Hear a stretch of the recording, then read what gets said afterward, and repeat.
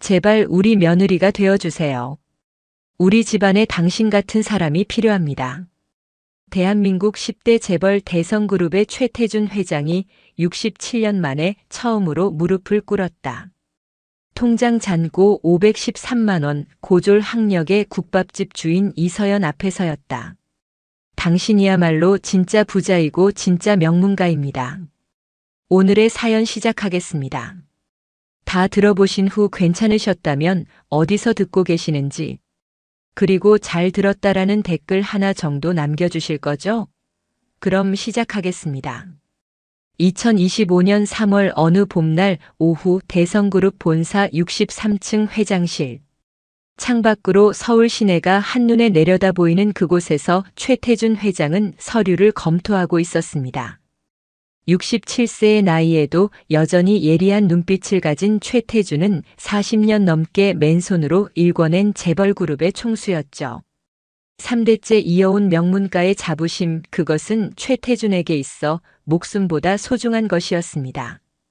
회장실 문이 열리는 소리가 들렸습니다. 고개를 드니 아들 최민준이 들어오고 있었죠.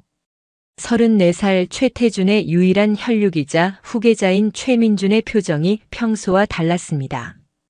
무언가 중대한 이야기를 하려는 듯 입술을 달싹이는 모습이 보였고 최태준은 그 순간 이미 예감했습니다. 아주 좋지 않은 소식이 올 것 같다는 불길한 느낌이 가슴 한쪽을 짓눌렀죠. 손에 쥐고 있던 펜이 무겁게 느껴졌습니다. 67년을 살아오며 수많은 위기를 넘겼지만 지금 이 순간만큼 두려운 적은 없었죠. 최태준은 애써 침착한 척 서류에서 눈을 떼지 않은 채 대답했습니다. 말해보거라. 최민준의 목소리가 떨렸습니다. 아버지, 결혼하고 싶은 사람이 있습니다. 그 말을 듣는 순간 최태준은 펜을 놓았습니다. 결혼이라는 단어가 귓가에서 울렸고 다시 한번 울렸고 계속해서 메아리 쳤죠. 그래, 아들도 이제 34세니 결혼할 나이가 되긴 했습니다만 왠지 모를 불안감이 목구멍까지 치밀어 올랐습니다. 심장이 빠르게 뛰기 시작했죠. 최태준은 천천히 고개를 들어 아들을 바라봤습니다. 최민준의 눈빛이 단단했습니다. 진심이었죠. 결심이 서 있는 눈빛이었습니다. 그 눈빛을 보는 순간 최태준은 이미 알았습니다. 내가 원하는 며느리감이 아닐 거라는 것을, 내가 바라던 명문가의 딸이 아닐 거라는 것을 말입니다. 그래서 더욱 불안했고 가슴이 두근거렸고 손바닥에 땀이 배어나왔죠. 대림동에서 국밥집을 운영하는 여자입니다. 이름은 이서연 29살입니다. 국밥집. 그 단어가 천천히 최태준의 귓속으로 파고들었습니다. 국밥집이라니, 대림동 국밥집이라니. 도대체 무슨 소리인지 이해가 되지 않았고 이해하고 싶지도 않았죠. 최태준은 눈을 감았다 떴습니다. 혹시 내가 잘못 들은 건 아닐까? 혹시 아들이 농담을 하는 건 아닐까 싶었지만 최민준의 표정은 너무나 진지했습니다. 그 진지함이 오히려 최태준을 더 화나게 만들었고 가슴속에서 뜨거운 무언가가 치밀어 올랐죠. 67년을 살면서 이런 황당한 말을 들을 줄은 몰랐습니다.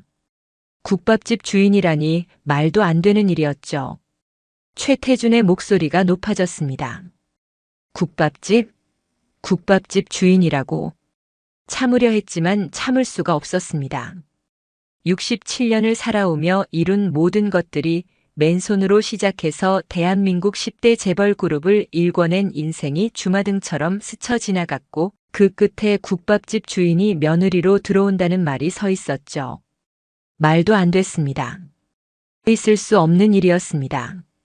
절대로 용납할 수 없는 일이었죠. 최민준이 한 걸음 다가왔습니다. 네, 아버지. 이서연은 정말 좋은 사람입니다. 제가 2년 동안 만나왔는데 이렇게 착하고 성실한 사람은 처음 봤습니다.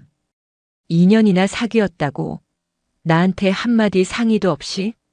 최태준은 자리에서 벌떡 일어났습니다. 가슴이 답답했습니다.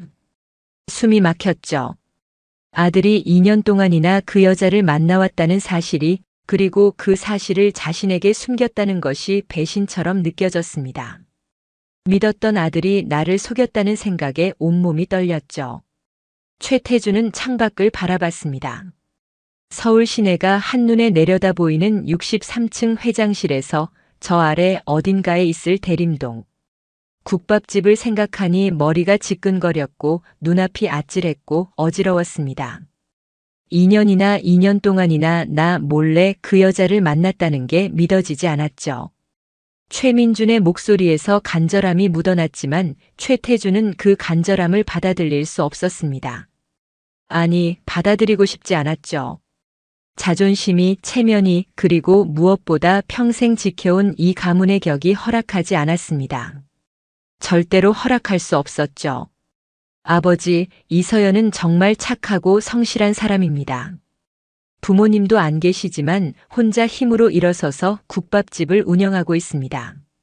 정말 대단한 사람이에요. 부모도 없다고. 그럼 고아란 말이냐? 최태준의 목소리가 냉랭하게 식었습니다. 책상을 손으로 짚었죠. 다리에 힘이 풀리는 것 같았고 온몸에서 힘이 빠져나가는 것 같았습니다. 부모도 없는 국밥집 주인, 그것도 29살짜리 여자가 내 며느리가 된다고요? 말도 안 되는 소리였습니다. 우리 집안의 격이 얼마나 떨어지겠습니까? 사람들이 뭐라고 하겠습니까? 재벌 그룹 대성의 며느리가 국밥집 주인이라니. 상상만 해도 귀가 따갑고 얼굴이 화끈거렸고 창피했고 부끄러웠죠. 골프장에서 만나는 재계 인사들 앞에서 어떻게 고개를 들 수 있겠습니까? 고아라는 표현은 좋지 않습니다, 아버지. 이서연 씨는 어릴 때 부모님이 이혼하셔서 혼자 자랐습니다. 하지만 그게 뭐가 중요합니까? 이서연 씨는 정말 이혼? 그럼 더 안 되지. 이혼 가정 출신의 국밥집 주인이라고. 학벌은? 대학은 어디 나왔나? 최태주는 따지듯 물었습니다.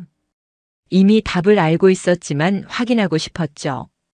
혹시나 하는 마음으로 혹시 명문대라도 나왔다면 조금은 달라질 수 있지 않을까 하는 희망을 품고 물었지만 최민준의 대답은 그 희망마저 산산조각 냈습니다. 고등학교 졸업입니다. 대학은 형편상 못 갔습니다. 하지만 아버지. 그 순간 최태주는 주저앉고 싶었습니다. 고졸, 국밥집 주인, 이혼 가정 출신, 부모도 없는. 이 모든 단어들이 머릿속에서 뒤엉켰고 정리되지 않았고 혼란스러웠죠. 손으로 이마를 짚었습니다. 정말 어지러웠습니다. 마치 세상이 무너지는 것 같았고 평생 쌓아온 모든 것이 한순간에 무너지는 것 같은 기분이었죠. 최태주는 천천히 아들을 바라봤습니다. 최민준의 눈에는 눈물이 고여 있었습니다. 그 눈물이 볼을 타고 흘러내렸죠. 하지만 최태주는 그 눈물에 마음이 흔들리지 않았습니다. 아니, 흔들릴 수 없었죠. 아버지이기 전에 기업의 총수였고 이 가문을 지켜야 하는 수호자였고 책임이 있었으니까요. 안 된다. 절대 안 돼. 우리 집안 격이 얼마나 떨어지는지 생각해봤나? 국밥집 주인이 우리 며느리라고. 최태준의 목소리는 단호했습니다. 타협의 여지가 없었죠. 책상 서랍을 열어 명함 하나를 꺼냈습니다. 아들에게 던지듯 건넸죠. 명함에는 서울중앙병원 정신건강의학과라고 적혀 있었고 최민주는 그 명함을 멍하니 바라봤습니다. 손이 떨렸고 명함을 떨어뜨릴 것 같았죠. 여기 가서 상담 좀 받아봐라. 내가 지금 정상이 아니야. 2년 동안 그 여자한테 홀린 거라고. 최민준의 얼굴이 굳어졌습니다. 입술이 파르르 떨렸고 눈물이 뺨을 타고 흘러내렸고 목소리가 갈라졌죠. 아버지, 어떻게 그런 말씀을 하실 수 있습니까? 제가 정신이 이상해서 이서연을 사랑하는 게 아닙니다. 나가봐라. 더 이상 듣고 싶지 않다. 최태주는 다시 서류를 들었습니다. 대화는 끝났습니다. 더 이상 할 말이 없었죠. 최민준이 한동안 그 자리에 서 있었습니다. 최태주는 서류를 보는 척했지만 사실 한 글자도 눈에 들어오지 않았고 글자들이 흐릿하게 보였고 눈앞이 뿌옇게 흐려졌습니다. 그저 아들이 빨리 나가주기만을 바랐죠. 그리고 마침내 최민준이 돌아섰습니다. 문을 열고 나가는 아들의 뒷모습이 보였고 어깨가 떨리고 있었고 문이 닫히는 소리가 유난히 크게 들렸습니다. 그 소리가 가슴을 찢었죠. 혼자 남은 회장실은 너무나 고요했습니다. 무서울 정도로 조용했죠. 최태주는 서류를 내려놓고 의자에 깊숙이 몸을 기댔습니다. 천장을 바라봤습니다. 하얀 천장이 너무나 멀게 느껴졌고 혼자였고 외로웠죠. 가슴 한쪽이 찢어지는 것 같았지만 흔들리지 않았습니다. 흔들릴 수 없었죠. 이건 옳은 일이었으니까요. 아들을 위한 일이었으니까요. 그날 저녁 집으로 돌아가는 차 안에서 최태주는 창밖을 멍하니 바라봤습니다. 서울의 야경이 아름다웠습니다. 불빛들이 반짝였죠. 하지만 그 아름다움이 전혀 눈에 들어오지 않았고 그저 흐릿한 빛의 덩어리로만 보였고 모든 게 의미 없어 보였습니다.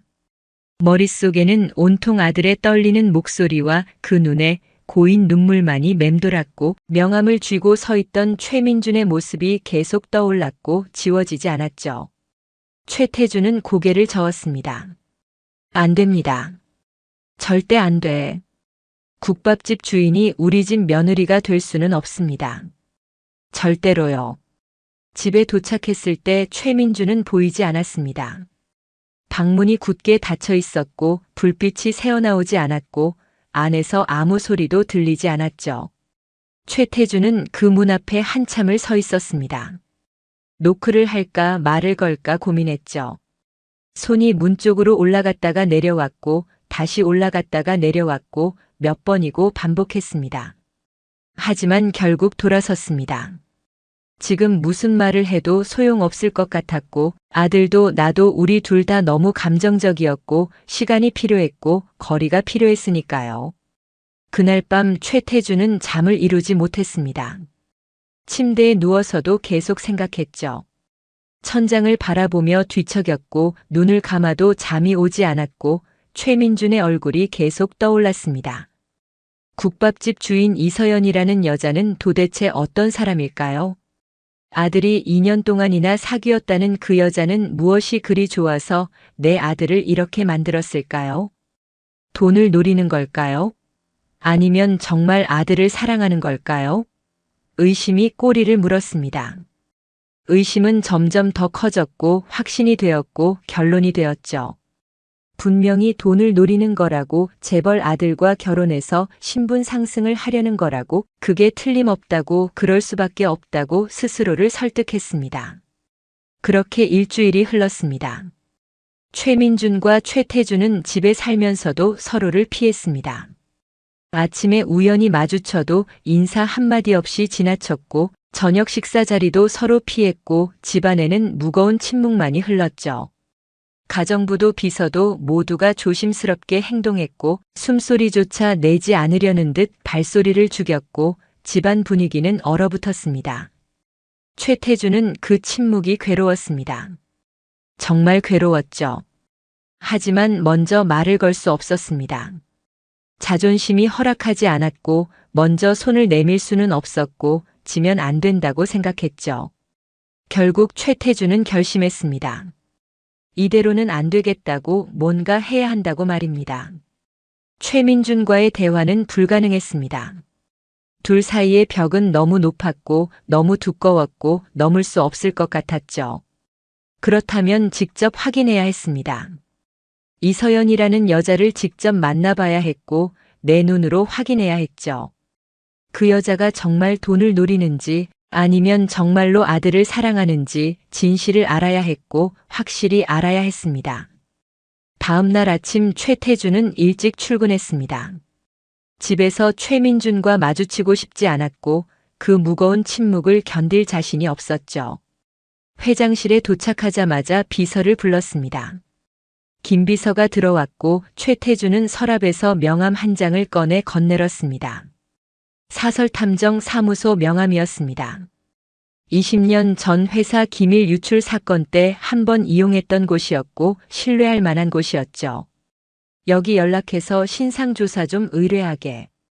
대상은 이서연 29살 대림동에서 국밥집 운영 중이야. 김비서가 잠시 머뭇거렸습니다.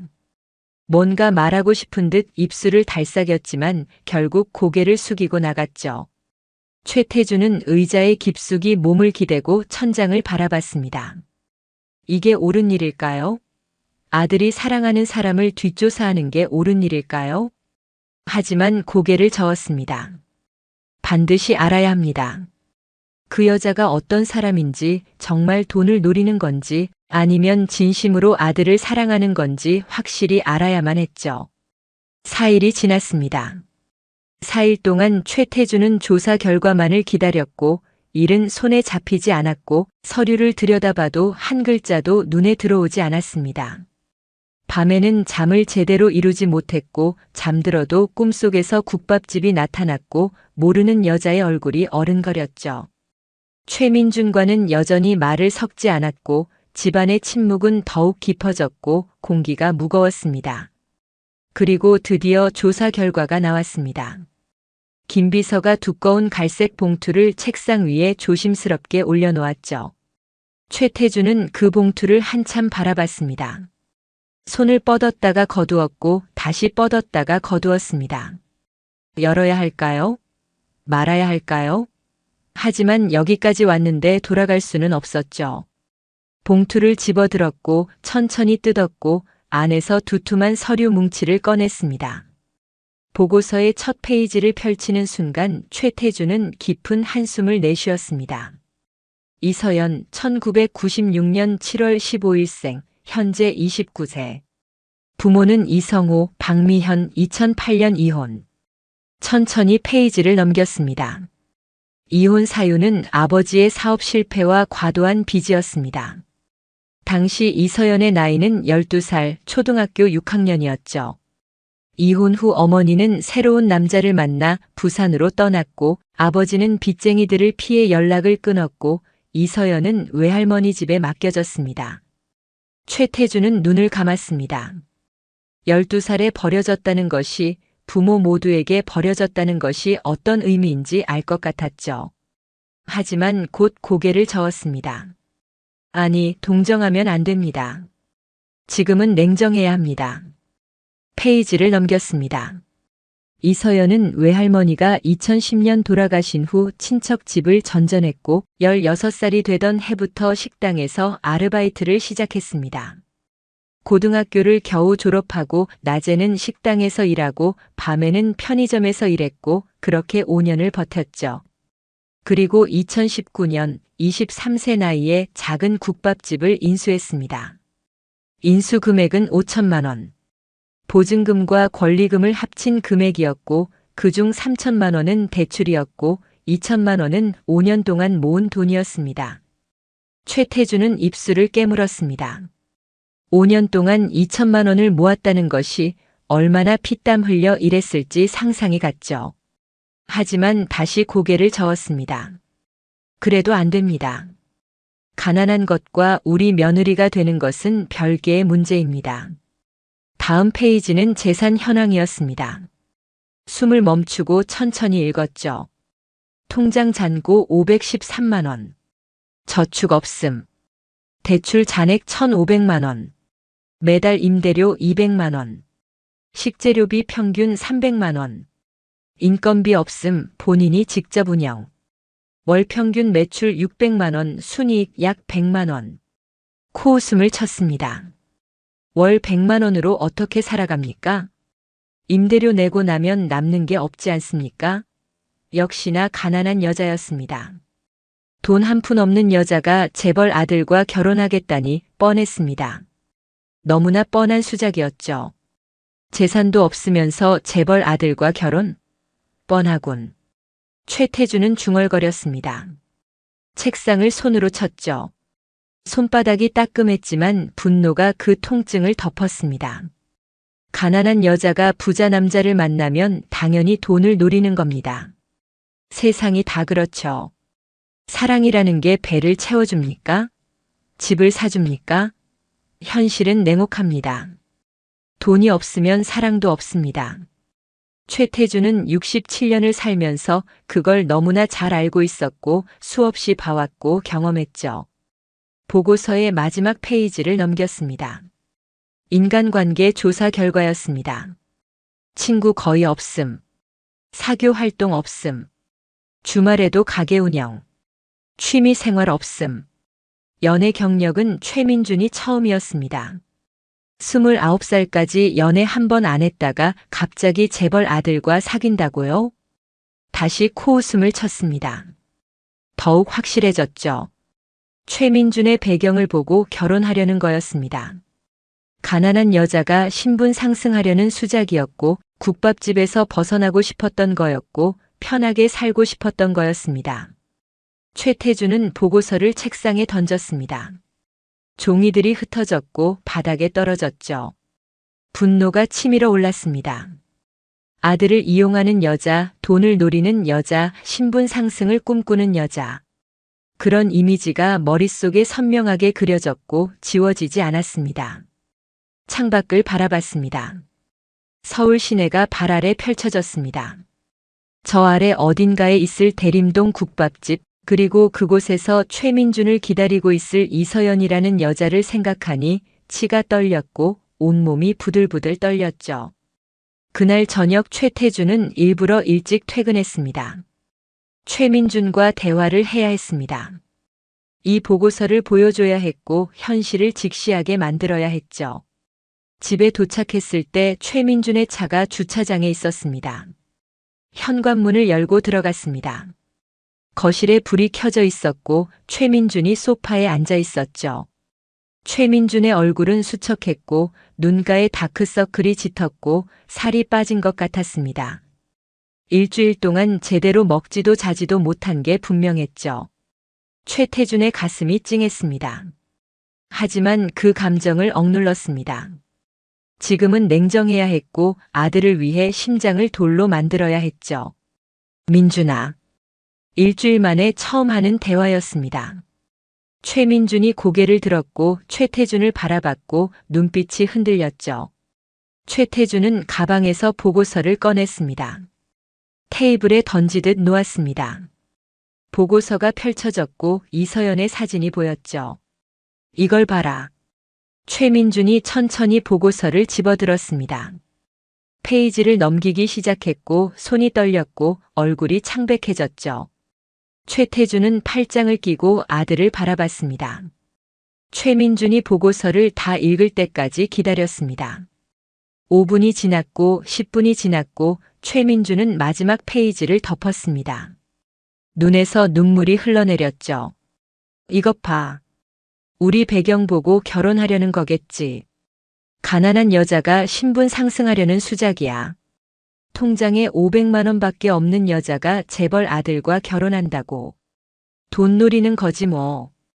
최태준의 목소리는 냉랭했습니다. 감정이 없었죠.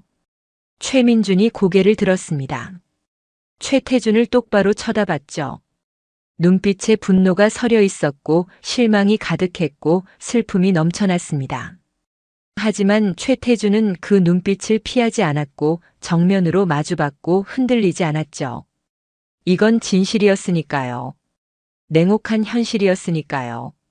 아버지, 이서연은 그런 사람이 아닙니다. 이서연은 제가 누군지도 모르고 만났어요. 제가 먼저 국밥집에 갔고 몇 달 동안 단골로 다니다가 고백했습니다. 최민준이 소리쳤습니다. 목소리가 갈라졌죠. 최태준은 고개를 저었습니다. 안타까웠습니다. 내 아들이 이렇게 순진할 줄은 몰랐습니다. 세상 물정을 이렇게 모를 줄은 몰랐죠.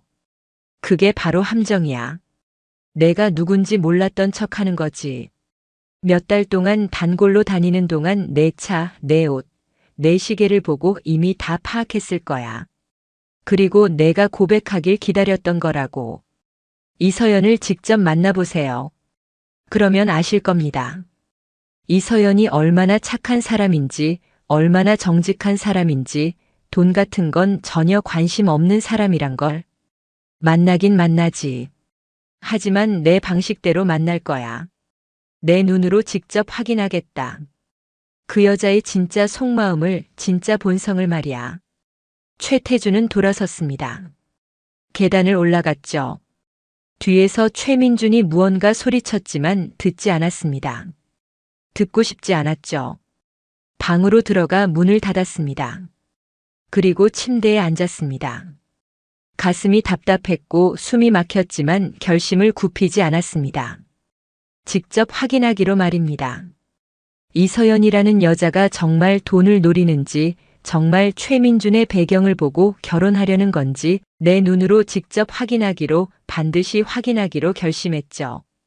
다음 날 아침 최태준은 김비서를 불렀습니다. 30년은 된 듯한 낡은 작업복과 해진 운동화를 구해오라고. 그런데 보통 낡은 게 아니라 정말 노숙자가 입을 법한 더럽고 냄새나는 옷으로 구해오라고 했습니다. 김비서가 의아한 표정을 지었습니다. 묻고 싶었지만 묻지 않았고 고개를 숙이고 나갔죠. 최태준은 창밖을 바라보며 생각했습니다. 노숙자처럼 더럽고 초라한 모습으로 가게에 들어가면 어떻게 반응할까요? 손님들 눈치 보며 내쫓을까요? 아니면 신경 쓰지 않고 받아줄까요? 만약 냄새 난다고 쫓아낸다면 그게 바로 증거입니다. 가난하고 더러운 사람은 무시하는 여자라는 증거. 결국 겉모습과 돈을 보고 최민준과 결혼하려는 여자라는 증거였죠. 오후에 김비서가 낡은 옷가지를 가져왔습니다. 어디서 구했는지 모르겠지만 30년은 된 듯한 작업복이었고 곳곳이 해졌고 색이 바랬고 얼룩과 때가 묻어 있었고 냄새까지 났습니다. 운동화도 마찬가지였습니다. 밑창이 다 닳았고 끈이 해졌고 흰색이었을 신발은 누런 회색이 되어 있었고 진흙과 먼지가 묻어 있었죠. 최태준은 그 옷들을 보며 고개를 끄덕였습니다. 완벽했습니다. 이 옷을 입으면 누가 봐도 노숙자로 보일 것이고 가난하고 초라한 노인으로 보일 것이고 사람들이 코를 막고 피할 모습이었죠. 저녁 무렵 최태준은 회장실에서 혼자 그 옷으로 갈아입었습니다. 거울을 보니 낯선 사람이 서 있었습니다. 재벌 그룹 총수 최태준이 아니라 그저 가난하고 초라하고 더러운 노인이 서 있었죠. 씁쓸하게 웃었습니다. 인생이란 참 아이러니합니다. 67년 전 나도 이렇게 가난했습니다. 이런 옷을 입고 다녔고 끼니를 걱정했고 사람들의 멸시를 받았고 내일을 두려워했죠. 그런데 지금 다시 이 옷을 입고 있습니다. 며느리감을 시험하기 위해서, 그 여자의 진짜 본성을 확인하기 위해서 말입니다. 최태준은 거울 속 자신의 모습을 한참 바라봤습니다. 주름진 얼굴, 희끗희끗한 머리, 구부정한 등, 더럽고 낡은 옷, 냄새나는 옷. 이 모습으로 국밥집에 들어가면 이서연은 어떻게 반응할까요? 다른 손님들 눈치 보며 내쫓을까요? 아니면 아무렇지 않게 받아줄까요? 만약 내쫓는다면, 만약 냄새 난다고 코를 막는다면 그게 바로 증거입니다. 돈 없고 더러운 사람은 무시하면서 재벌 아들에게는 친절한 여자, 바로 그런 여자라는 증거였고 내 의심이 맞다는 증거였죠. 최태준은 거울에서 눈을 떼고 회장실 문을 열었습니다. 복도는 조용했습니다. 직원들은 이미 다 퇴근했고 혼자만 남아 있었고 이 초라한 모습을 본 사람은 김비서뿐이었죠. 엘리베이터를 타고 지하 주차장으로 내려갔습니다. 운전기사가 놀라서 최태준을 쳐다보고는 깜짝 놀랐습니다. 눈이 휘둥그레졌고 입이 벌어졌죠. 하지만 최태준은 대답하지 않고 대림동으로 가게라고만 말했습니다. 운전기사는 더 이상 묻지 않았고 시동을 걸었고 차가 움직이기 시작했죠. 창밖을 바라봤습니다. 서울의 밤거리가 지나갔습니다. 화려한 네온사인, 붐비는 사람들, 반짝이는 불빛들. 하지만 최태준의 마음은 어두웠습니다. 무거웠죠.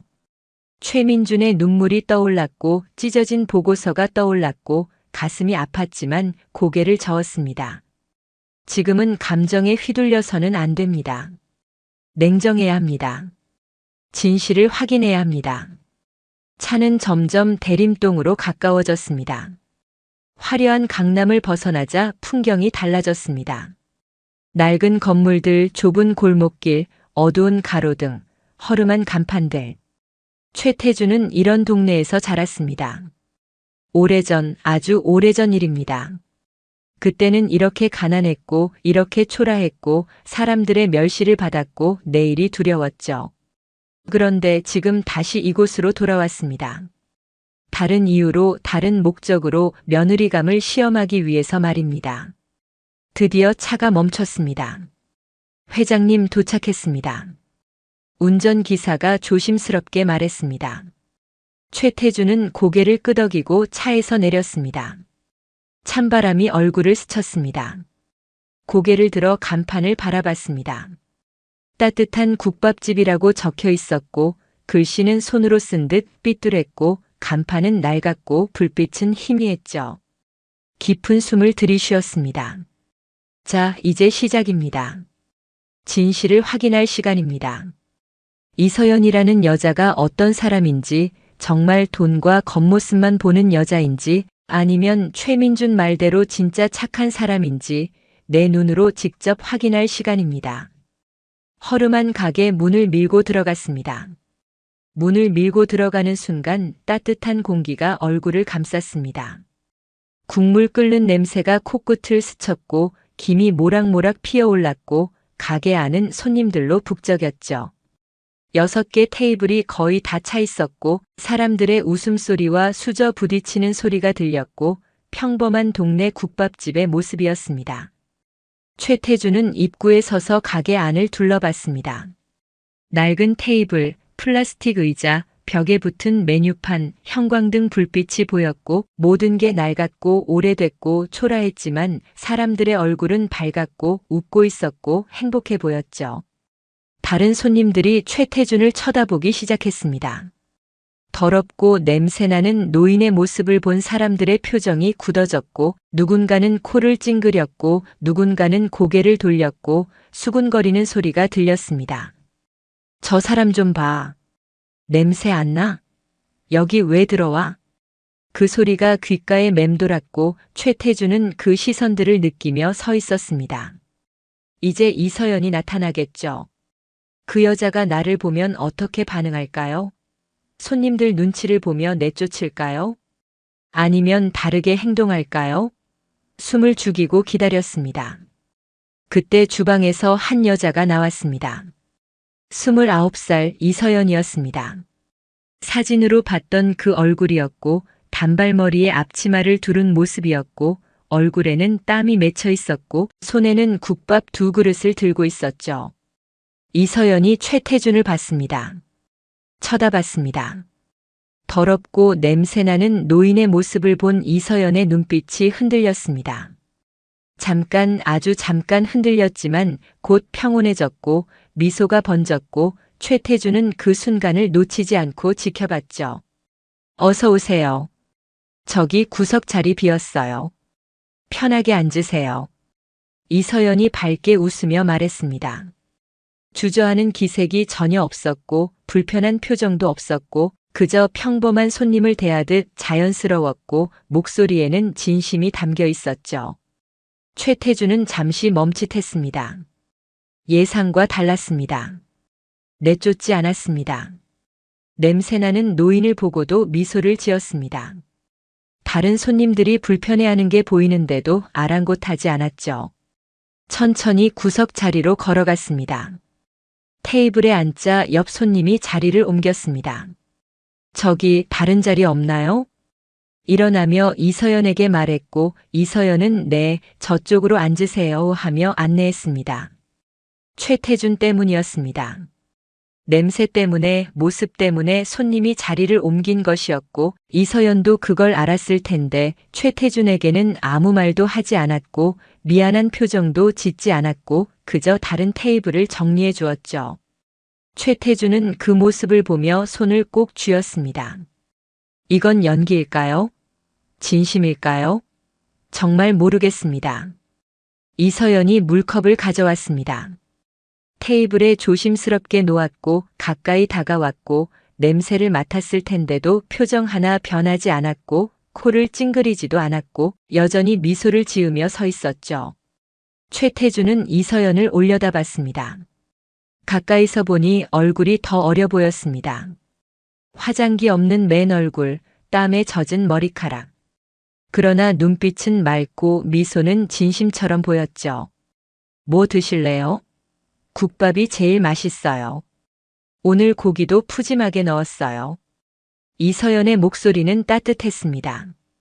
손님을 대하는 목소리였지만 그 이상이었고 마치 가족을 대하듯 편안했고 최태준을 무시하지 않았고 손님으로 대했습니다. 최태준은 그 목소리를 들으며 가슴 한쪽이 먹먹해지는 걸 느꼈죠. 67년을 살면서 이런 대접을 받아본 게 언제였을까요?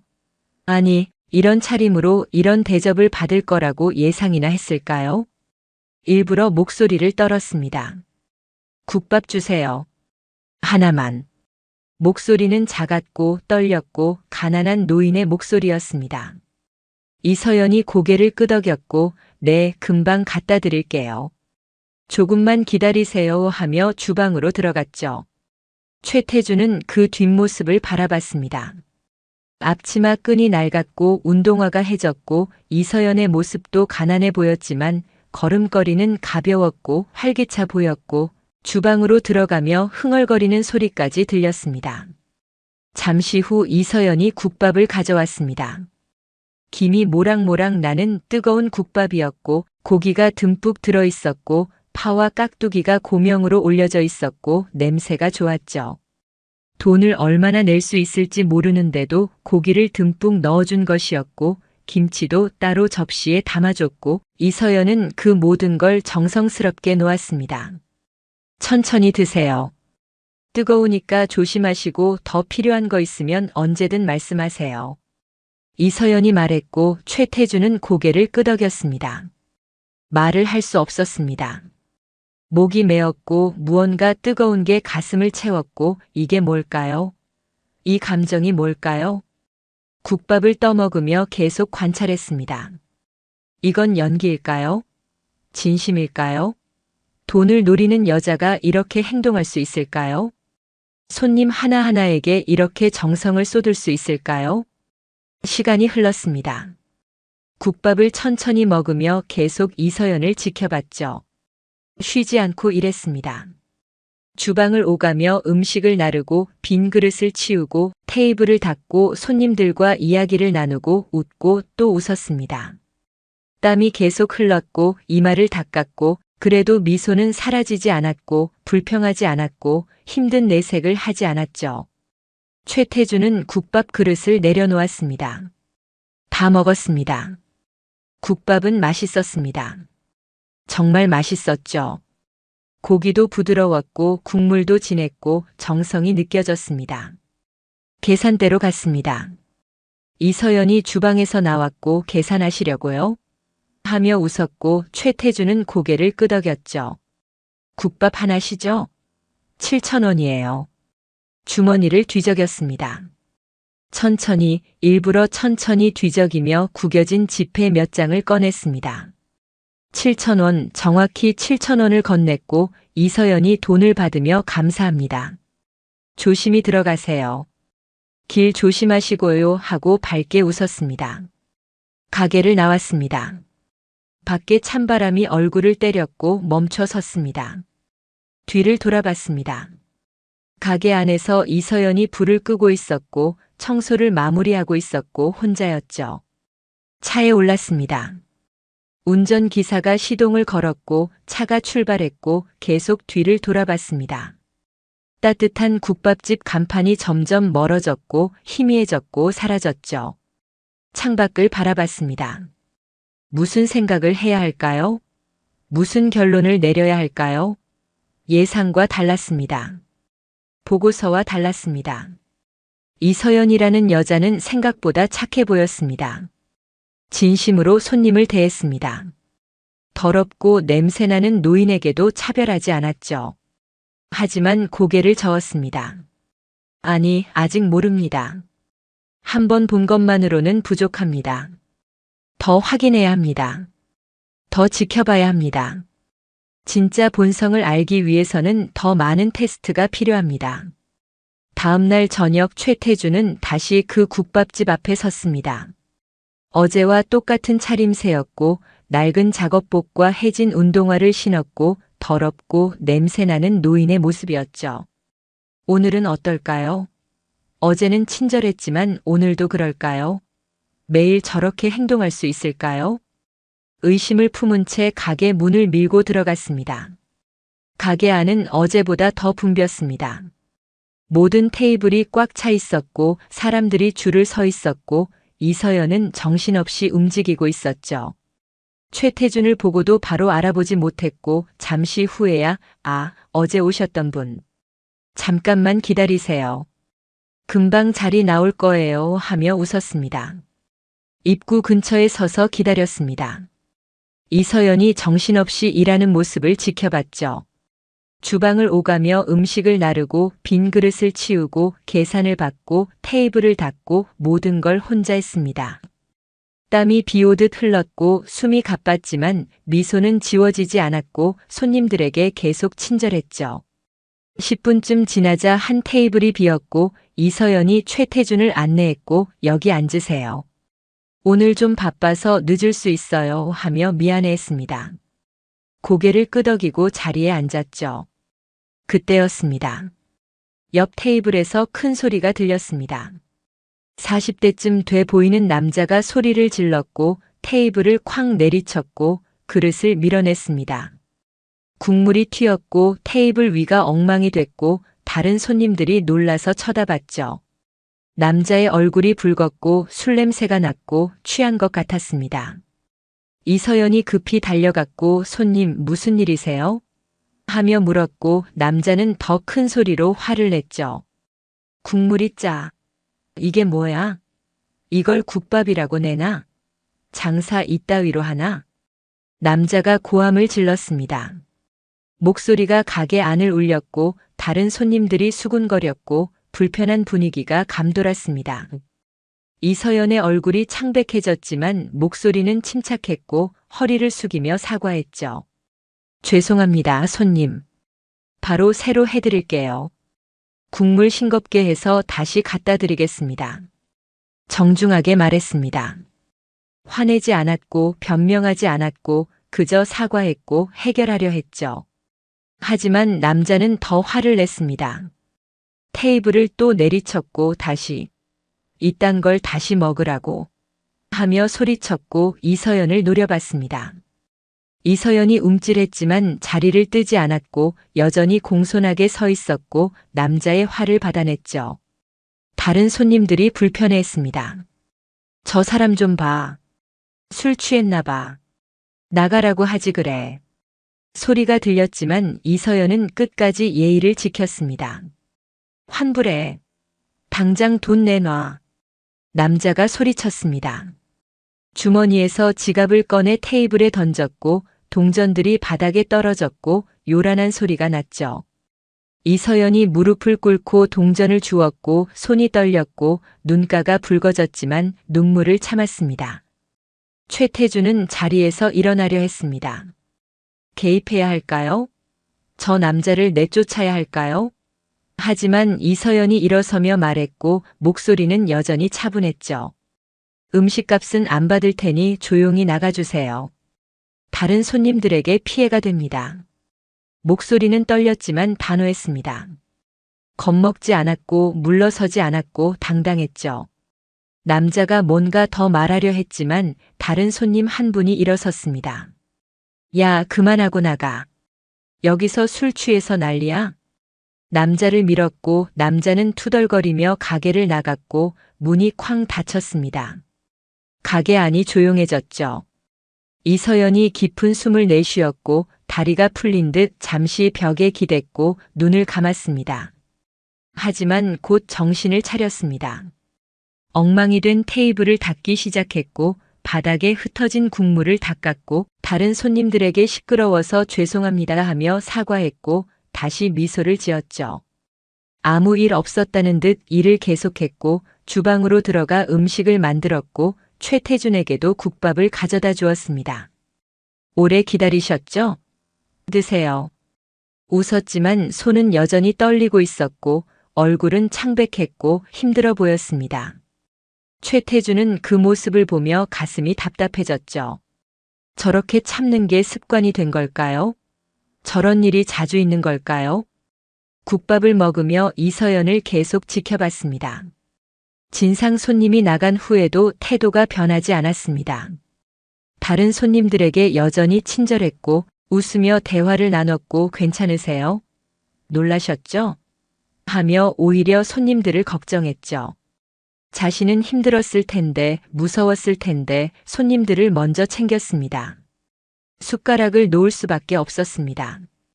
이게 연기일까요? 이렇게까지 할 수 있을까요? 그때 또 다른 일이 벌어졌습니다. 구석 자리에 앉아있던 할아버지 한 분이 갑자기 고개를 떨구었습니다. 수저가 바닥에 떨어졌고 할아버지가 테이블에 엎어졌고 옆 손님이 저분 괜찮으세요? 하며 소리쳤죠. 이서연이 뛰어갔습니다. 할아버지를 흔들었고 할아버지, 할아버지 하며 불렀지만 대답이 없었고 얼굴이 창백했고 숨이 약했습니다. 즉시 휴대폰을 꺼냈고 119에 전화했고 네, 할아버지 한 분이 쓰러지셨어요. 빨리 와주세요 하며 주소를 알려줬죠. 전화를 끊고 이서연은 할아버지를 바닥에 조심스럽게 눕혔습니다. 심폐소생술을 시작했습니다. 두 손을 가슴에 올리고 힘껏 눌렀고 계속되는 심폐소생술에 땀이 났지만 멈추지 않았죠. 구급차 사이렌 소리가 들렸습니다. 구급대원들이 들어왔고 들것을 가져왔고 할아버지를 옮겼습니다. 이서연이 제가 같이 갈게요 하며 따라 나섰고 앞치마도 벗지 않은 채 구급차에 올라탔고 구급차가 출발했죠. 가게 안에는 손님 몇 명만 남았고 다들 어리둥절한 표정이었고 어떡하지? 계산은? 하며 당황했습니다. 한 손님이 그냥 나가자 나중에 계산하면 되지 하며 일어났고 다른 손님들도 하나둘 나갔죠. 최태준도 자리에서 일어났습니다. 가게는 텅 비었습니다. 테이블 위에는 다 먹지 못한 음식들이 그대로 있었고 주방에는 불이 켜져 있었고 아무도 없었습니다. 가게 안을 둘러봤습니다. 엉망이었습니다. 진상 손님이 엎질렀던 테이블도 제대로 정리되지 않았고 할아버지가 앉았던 자리에는 수저가 떨어져 있었고 설거지는 쌓여 있었죠. 이서연은 이 모든 걸 두고 할아버지를 따라갔습니다. 돈도 생각하지 않았고 장사도 생각하지 않았고 오직 할아버지만 생각했습니다. 가게 밖으로 나와 차에 올랐습니다. 병원으로 가자.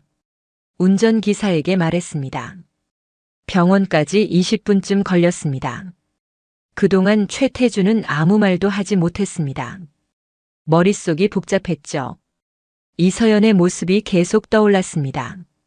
진상 손님에게 화내지 않고 참았던 모습, 할아버지를 위해 심폐소생술을 하던 모습, 구급차를 따라 나가던 모습. 그 모든 게 진짜였을까요? 연기가 아니었을까요? 병원에 도착했습니다. 응급실 앞에 구급차가 서 있었고 이서연이 보였습니다. 복도 의자에 앉아 있었고 고개를 숙이고 있었고 두 손을 모으고 기도하는 것 같았죠. 앞치마는 여전히 입고 있었고 머리는 흐트러졌고 얼굴에는 눈물 자국이 있었습니다. 멀리서 그 모습을 지켜봤습니다. 의사가 나왔고 이서연에게 뭔가 말했고 이서연이 고개를 끄덕였고 안도하는 표정을 지었죠. 할아버지가 괜찮은 것 같았습니다. 이서연이 한참을 더 앉아 있었습니다. 의사와 이야기를 나누고 서류를 작성하고 할아버지 병실을 확인하고 그제야 병원을 나왔죠. 밖은 이미 깜깜했습니다. 11시가 넘게 지났습니다. 이서연이 휴대폰을 보고 놀란 표정을 지었고 가게라고 소리치며 뛰기 시작했습니다. 차 안에서 그 뒷모습을 봤습니다. 뛰어가는 이서연의 모습이 안타까웠고 가슴이 아팠죠. 가게로 돌아갔습니다. 가게 앞에 도착했을 때 이서연이 문을 여는 모습이 보였습니다. 불을 켰고 가게 안을 둘러봤고 한숨을 쉬었죠. 손님은 한 명도 없었고 영업시간은 거의 끝났고 오늘 장사는 망친 셈이었습니다. 이서연이 주저앉았습니다. 바닥에 그대로 주저앉아 고개를 묻었고 어깨가 떨렸고 우는 것 같았죠. 하지만 오래 울지 않았습니다.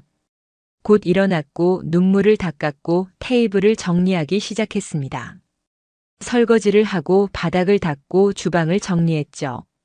자신의 손해는 생각하지 않았고 오늘 못 번 돈은 신경 쓰지 않았고 할아버지만 걱정했습니다.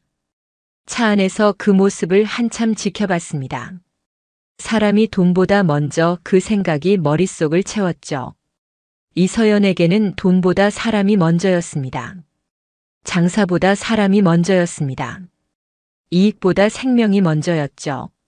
눈을 감았습니다. 가슴이 먹먹했습니다. 목이 메었습니다. 67년을 살면서 이런 사람을 본 적이 있었나요? 돈을 버리고 사람을 선택하는 사람을 본 적이 있었나요? 평생 반대로 살았습니다. 사람보다 돈을 선택했고 마음보다 이익을 선택했고 그렇게 살아왔죠. 하지만 아직 확신할 수 없었습니다. 한 번 더 봐야 했습니다. 더 확실히 알아야 했죠. 토요일 아침이었습니다. 최태준은 새벽 일찍 나섰습니다. 세 번째 방문이었고 가게가 문을 여는 시간에 맞춰 도착했죠. 어제 본 광경이 머릿속에서 지워지지 않았고 할아버지를 위해 모든 걸 포기했던 이서연의 모습이 계속 떠올랐고 더 확인하고 싶었습니다. 정말 저런 사람이 있을까요? 정말 저렇게 살 수 있을까요? 여전히 믿기지 않았고 한 번 더 보고 싶었고 확실히 알고 싶었죠. 가게 앞에 도착했을 때 놀랐습니다. 가게 문은 아직 닫혀 있었는데 앞에 사람들이 줄을 서 있었습니다. 10명쯤 됐을까요? 모두 어르신들이었습니다. 할아버지, 할머니들이 가게 문 앞에 조용히 서 있었고 기다리고 있었고 누군가는 지팡이를 짚고 있었고 누군가는 허리가 굽어 있었고 모두 가난해 보이는 차림이었죠. 줄 뒤에 섰습니다. 무슨 일일까요? 토요일 아침부터 왜 이렇게 많은 어르신들이 기다리는 걸까요? 잠시 후 가게 문이 열렸습니다. 이서연이 나타났습니다. 앞치마를 두르고 있었고 머리를 단정하게 묶었고 화냈습니다. 어제 그렇게 힘들었는데 오늘은 괜찮은 걸까요? 어젯밤 늦게까지 청소했는데 피곤하지 않을까요? 하지만 이서연의 얼굴은 밝았고 피곤한 기색이 없었고 오히려 더 활기차 보였죠. 이서연이 어르신들을 보며 두 팔을 벌렸습니다. 어르신들, 어서 들어오세요. 오늘도 준비 다 했어요. 따뜻한 국밥 드시러 오셨죠? 목소리는 밝았습니다. 환영하는 목소리였고 반가워하는 목소리였고 진심이 담겨 있었죠.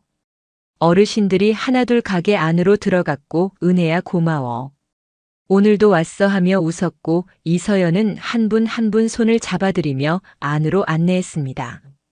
최태준도 그 뒤를 따라 들어갔습니다.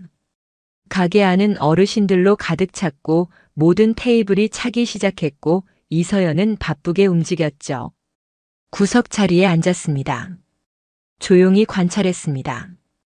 이서연이 주방으로 들어가더니 국밥을 가져왔습니다.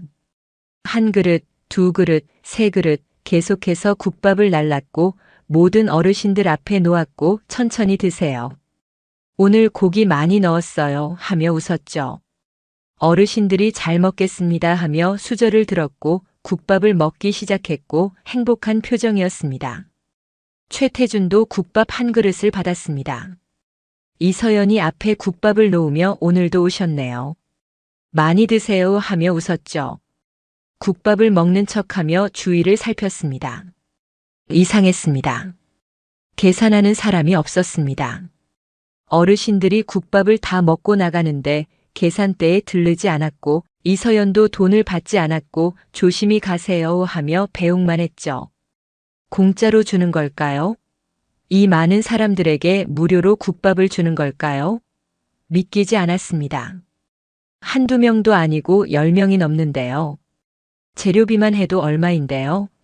이서연은 돈이 없다고 했는데 통장에 500만 원밖에 없다고 했는데 어떻게 이럴 수 있을까요? 한 할머니가 자리에서 일어나며 이서연을 불렀습니다. 이서연이 다가갔고 할머니가 이서연의 손을 잡았고 뭔가 말했죠. 귀를 기울였습니다.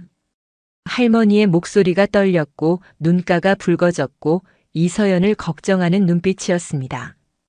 은혜야, 내가 벌기도 힘들 텐데 우리한테 이렇게까지 해줘서 어떡하니? 미안해서 어떡해? 할머니가 말했습니다. 눈물이 글썽였고 이서연의 손을 꼭 잡았고 고마워하면서도 미안해했죠. 숨을 죽이고 들었습니다. 이서연이 뭐라고 대답할까요? 돈이 없으니 이제 그만하겠다고 할까요? 아니면 다른 말을 할까요? 이서연이 할머니의 손을 두 손으로 감쌌고 환하게 웃었고 고개를 저었습니다. 괜찮아요, 할머니. 제가 어렸을 때 누군가 저를 살려줬으니까요. 그때 받은 은혜를 이렇게 갚는 거예요. 할머니들 드시는 거 보면 저도 행복해요. 목소리는 떨렸지만 확고했습니다. 진심이었습니다. 거짓이 없었죠. 할머니가 이서연을 끌어안았고 고맙다. 정말 고맙다 하며 울었고 이서연도 눈물을 글썽이며 할머니를 안았습니다. 최태주는 그 광경을 보며 숟가락을 놓았습니다. 가슴이 뜨거워졌습니다. 눈이 붉어졌습니다. 억지로 참았지만 눈물이 맺혔고 고개를 숙였고 아무도 보지 못하게 눈물을 닦았죠. 어렸을 때 누군가 저를 살려줬으니까요. 그 말이 귓가에 맴돌았습니다. 이서연도 누군가에게 도움을 받았던 거였습니다. 12살에 버려졌을 때, 배고프고 추웠을 때 누군가 손을 내밀어줬던 거였죠. 그래서 지금 같은 처지의 어르신들에게 손을 내미는 거였습니다. 자신이 받은 사랑을 돌려주는 거였습니다. 이게 진짜 사랑이구나. 이게 진짜 나눔이구나. 생각했습니다. 어르신들이 하나둘 가게를 나갔습니다. 모두 이서연에게 고맙다는 인사를 했고 은혜야 건강해야 해. 다음 주에 또 올게. 고마워. 정말 고마워하며 손을 흔들었고 이서연은 문 앞까지 나가 배웅했죠. 마지막 어르신이 나가고 가게 안에는 최태준만 남았습니다. 이서연이 돌아와 테이블을 정리하기 시작했습니다. 빈 그릇을 치우고 테이블을 닦고 바닥을 쓸었죠. 힘든 내색이 없었습니다. 오히려 어르신들을 더 챙기겠다는 다짐이었고 더 잘해드리겠다는 마음이었습니다. 자리에서 일어났습니다. 더 이상 볼 수 없었습니다. 가슴이 너무 벅차올랐고 숨이 막혔고 밖으로 나가야 할 것 같았죠. 계산대로 갔습니다. 이서연이 계산하시려고요? 하며 왔습니다. 매주 토요일은 우리 어르신들 날이에요. 마음껏 드셨죠? 웃으며 말했습니다. 매주 토요일이라고요? 매주 이렇게 한다고요? 일주일에 한 번씩 10명이 넘는 어르신들에게 무료로 국밥을 대접한다고요? 그럼 한 달이면 40명, 1년이면 500명이 넘는데요. 재료비만 해도 몇백만 원인데요. 통장에 500만 원밖에 없다면서 어떻게 이럴 수 있을까요? 주머니에서 돈을 꺼냈습니다. 7천 원을 건넸고 이서연이 받았고 감사합니다. 다음 주에도 오세요 하며 웃었죠. 고개를 숙이고 가게를 나왔습니다. 밖으로 나오자 다리에 힘이 풀렸습니다. 벽에 기댔습니다.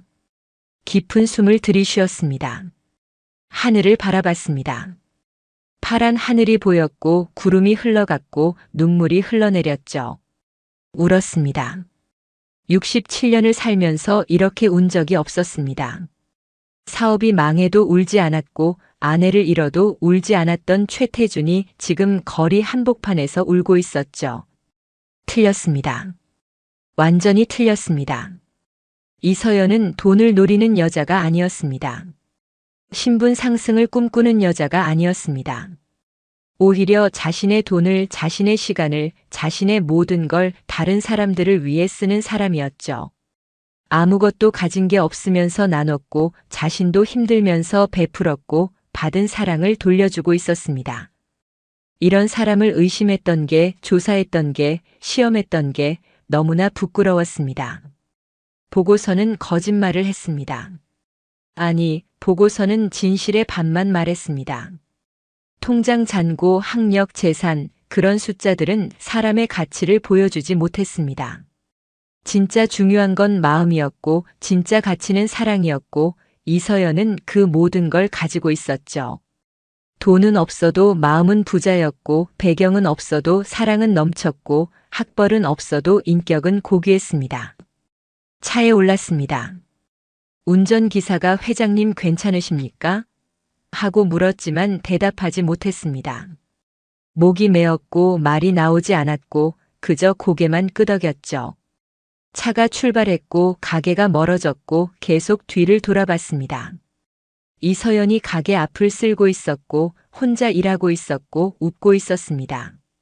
저렇게 힘들게 살면서도 웃을 수 있다니. 저렇게 가난하면서도 나눌 수 있다니. 이해할 수 없었습니다. 아니, 이해할 수 없었던 게 아니라 인정하기 싫었던 겁니다. 돈이 전부라고 믿었던 인생이, 재산이 가치라고 생각했던 철학이 이서연 앞에서 무너졌습니다. 67년 동안 쌓아온 믿음이 흔들렸고 확신이 깨졌고 틀렸다는 걸 인정해야 했습니다. 그게 괴로웠습니다. 너무나 괴로웠죠. 집에 도착했을 때 최민준이 보였습니다. 정원에 서 있었고 하늘을 바라보고 있었고 외로워 보였죠. 최태준은 차에서 내렸습니다. 낡은 옷을 입은 채로 최민준에게 다가갔습니다. 최민준이 놀라서 최태준을 쳐다봤고 아버지라고 부르며 눈을 크게 떴고 그 차림새를 보고 당황했죠. 최태준은 아무 말도 하지 못했습니다. 뭐라고 말해야 할까요? 미안하다고 할까요? 틀렸다고 할까요? 하지만 말이 나오지 않았습니다. 그저 최민준을 바라봤습니다. 일주일 넘게 대화를 하지 않았던 아들을 고집 때문에, 상처받았던 아들을, 이서연을 사랑한다고 했던 아들을 말입니다. 최민준의 눈에도 눈물이 고였습니다. 둘 다 울고 있었죠. 말없이 서로를 바라봤고 침묵이 흘렀고 그 침묵 속에 모든 게 담겨 있었습니다. 최태준은 천천히 고개를 끄덕였습니다. 최민준이 뭔가 느낀 듯 눈을 크게 떴고 아버지 하며 다가왔습니다. 하지만 손을 들어 막았죠. 아직 아니다.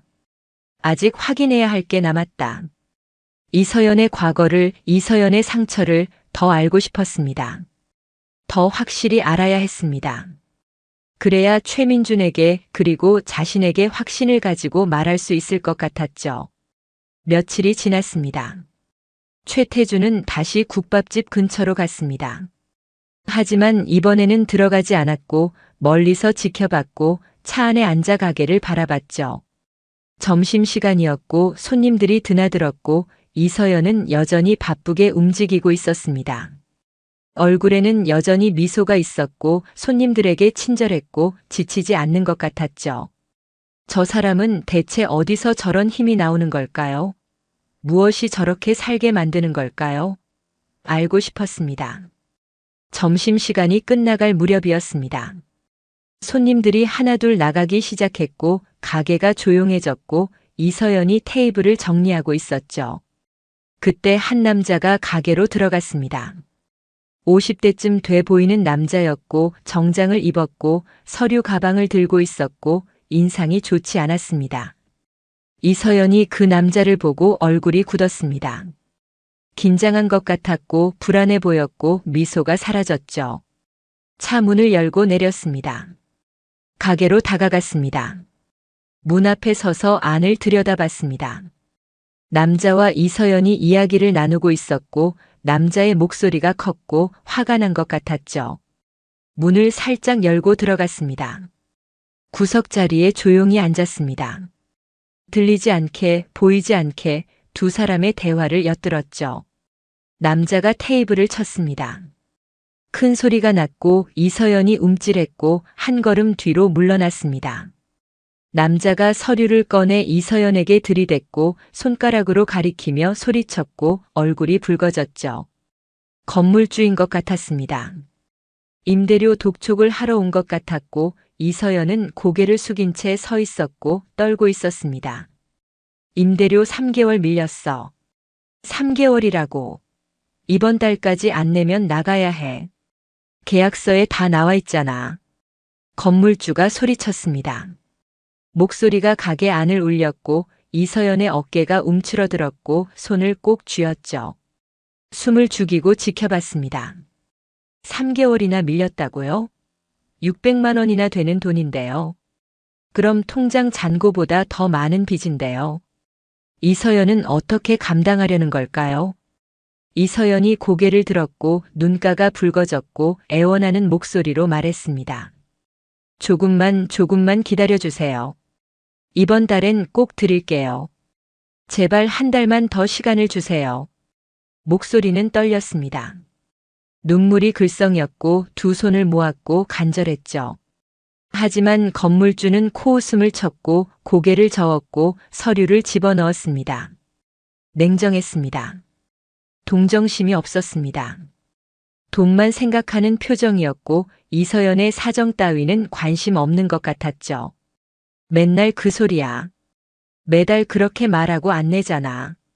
공짜로 밥 나눠주니까 장사가 되겠어? 돈도 없으면서 무슨 자선 사업을 해? 건물주가 비웃었습니다. 이서연을 깔보는 말투였고 무시하는 태도였고 화가 났습니다. 자리에서 일어나려 했습니다. 참을 수 없었습니다. 저렇게 말해도 되는 겁니까? 힘든 사람에게 저렇게 대해도 되는 겁니까? 하지만 참았습니다. 이서연의 반응을 보고 싶었고 어떻게 대답하는지 듣고 싶었죠. 이서연이 고개를 더 숙였습니다. 눈물이 뺨을 타고 흘러내렸고 손수건으로 닦았고 목소리가 갈라졌습니다. 죄송합니다. 제가 더 열심히 할게요. 꼭 드릴게요. 건물주가 혀를 찼습니다. 이번 달 말까지야. 그때까지 안 내면 계약 해지야. 돌아서며 말했고 문을 쾅 닫고 나갔습니다. 가게가 조용해졌습니다. 이서연이 그 자리에 서 있었고 움직이지 못했고 눈물만 흘렸죠. 자리에서 일어났습니다. 이서연에게 다가갔습니다. 천천히 조심스럽게 걸어갔고 이서연 앞에 섰습니다. 이서연이 고개를 들었고 최태준을 보고 놀란 표정을 지었죠. 아저씨. 급히 눈물을 닦았고 웃으려 했지만 웃음이 나오지 않았고 그저 고개를 돌렸습니다. 최태준은 이서연을 바라봤습니다. 눈물 자국이 있는 얼굴, 떨리는 입술, 힘없는 어깨, 모든 게 안타까웠죠. 왜 이렇게까지 하십니까? 왜 이렇게 힘들게 사십니까? 목소리가 나왔습니다. 일부러 떨리게 했던 목소리가 아니라 진짜로 떨리는 목소리였고 진심으로 궁금한 마음이었고 정말 알고 싶었습니다. 이서연이 최태준을 쳐다봤고 눈물이 또 흘렀고 입술을 깨물었습니다. 한참을 그렇게 서 있다가 의자를 가리켰고 앉으세요 하며 말했고 최태준도 앉았고 이서연도 맞은편에 앉았죠. 이서연이 손으로 얼굴을 감쌌습니다. 한참을 그렇게 있다가 천천히 손을 내렸고 최태준을 바라봤고 입을 열었습니다. 제 이야기 들려드릴게요. 목소리는 작았고 떨렸지만 또렷했습니다. 최태준은 고개를 끄덕였고 숨을 죽이고 기다렸죠. 이서연이 창밖을 바라보며 말하기 시작했습니다. 12살 때 부모님이 이혼하셨어요. 빚 때문에 아버지 사업이 망해서요. 둘 다 저를 두고 떠나셨죠. 길거리에서 며칠을 떠돌았어요. 목소리가 떨렸습니다.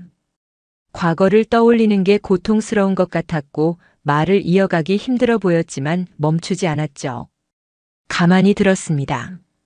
가슴이 조여왔지만 표정을 감췄고 이서연의 이야기에 집중했습니다. 12살 그 어린 나이에 버려졌다는 게 어떤 의미인지 이제 조금 알 것 같았습니다. 배고팠어요. 정말 배고팠고 추웠고 무서웠어요.